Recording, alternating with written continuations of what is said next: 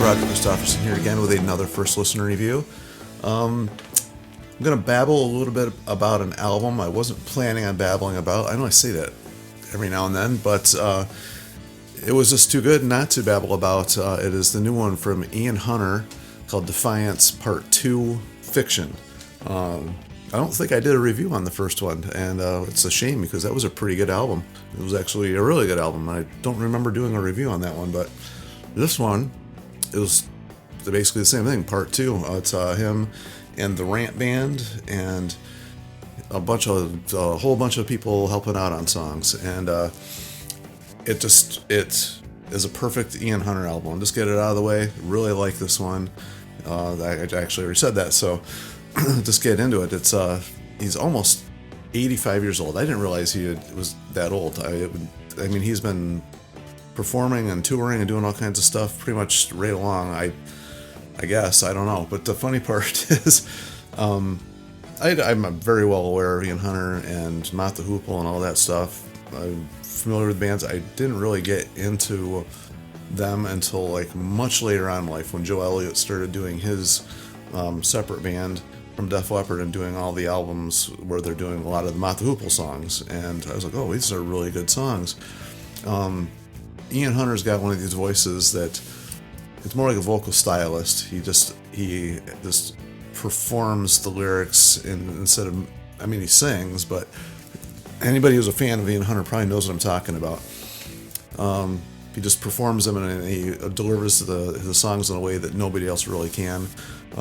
Joe Elliott didn't really try to copy him, and he sang them the way he does the songs, and it kind of attracted me to the songs, and I went back and kind of listened to them. So that's kind of how I started really getting the Ian Hunter, and whatever it takes, I guess, is what it takes. And that's why I don't have problems with people doing cover songs and stuff like that, because sometimes it leads you to a band that you may not have listened to, and that's happened quite a few times in my life, and this is one of those guys. And the funny part is Joe Elliott sings on the very first song called People. Rick Nielsen also has the guitar solo on that song, and cool way to start off the album. This album pretty much has that same pace as the last one, just cool, a lot of just mainly mid-tempo rock songs, the occasional slower one here and there, and a lot of cool background vocals on it. The production on this album is great. The title track, actually, Defiance, which I don't think there's anybody guesting on that one, is probably my favorite one on the whole album, which is kind of funny. He has all these guest stars on it, and then the one that sticks out the most to me is the one that's just him, so I guess that says something for Ian right there. Beyond that, he's got Jeff Beck actually does one of his last performances on here, and as well as Taylor Hawkins is one of his last performances is done on this. So obviously this stuff's been around for a little while. That song was The Third Rail. Johnny Depp does a little bit of a playing on there as well.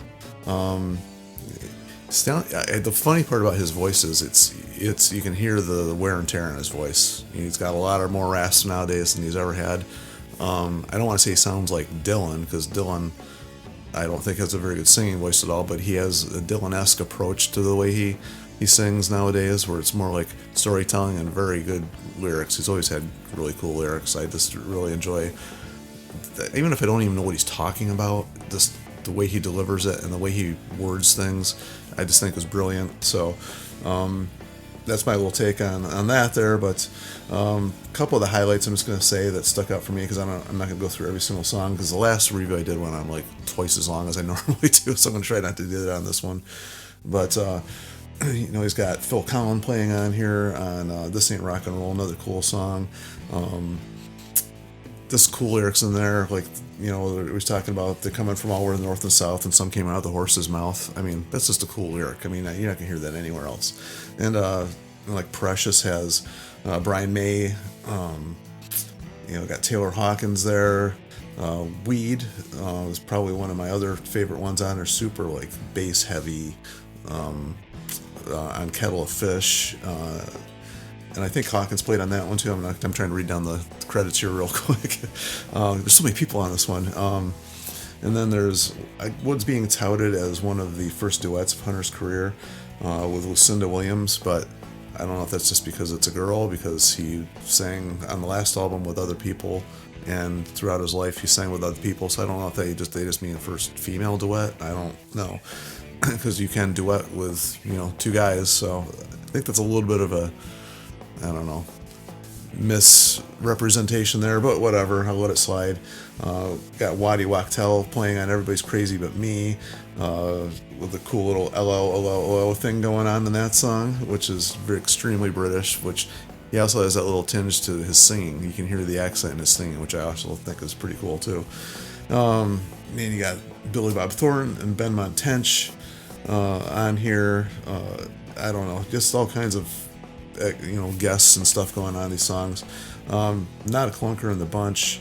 I didn't want to go on too long about this one, but I just want to say that I should have reviewed the very first Defiance, and then maybe I could have done these all in like one big long one here this time, but I didn't, so there's that.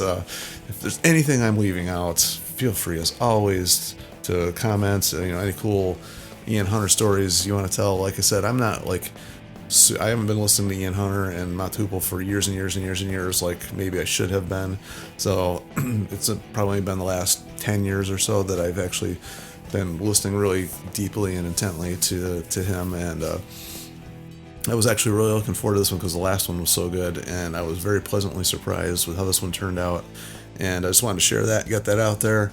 And if you haven't had a chance, go take a listen to it. And if you also haven't had a chance to like, share, and subscribe, you should do that to help keep the music alive. I like that. It was a little tricky there. And until next time, we will see ya.